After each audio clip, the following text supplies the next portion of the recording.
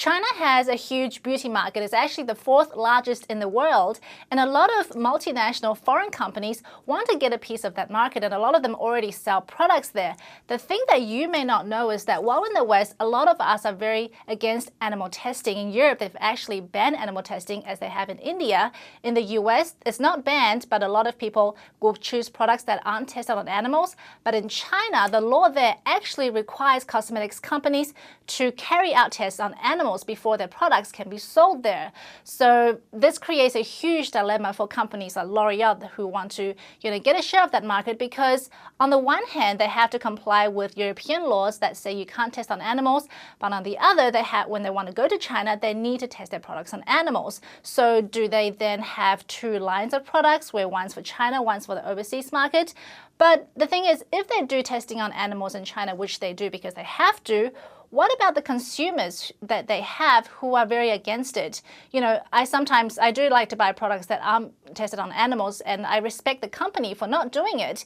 But if then to get a piece of a lucrative market, they have to then do that, then that kind of makes me question whether I still want to support this particular company.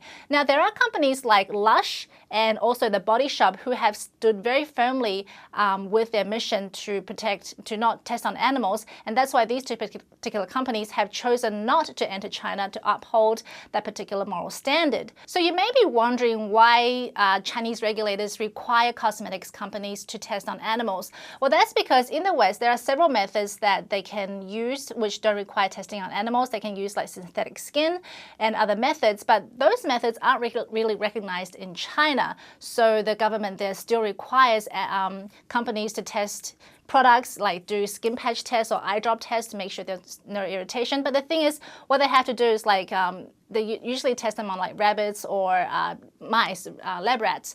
And it's not a very pleasant process for them, obviously, as you can imagine. And they have these things called lethal dosage testing, which is basically to see whether a particular substance is toxic. They will feed an animal as much of it as they can to see how much will actually kill that animal, which is terrible to think about. So what they do with these animals after they test on them is that they usually just kill them, either by smothering them or just breaking their necks without any pain relief.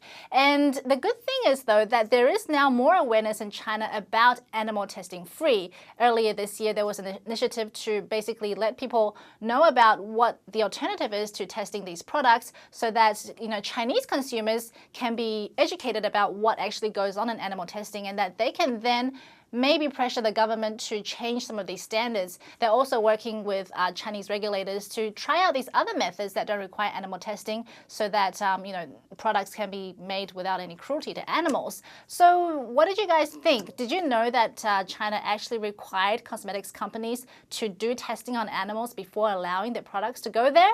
Would you still buy from a company knowing that even though they may offer animal testing free products overseas, but they do test on animals in China?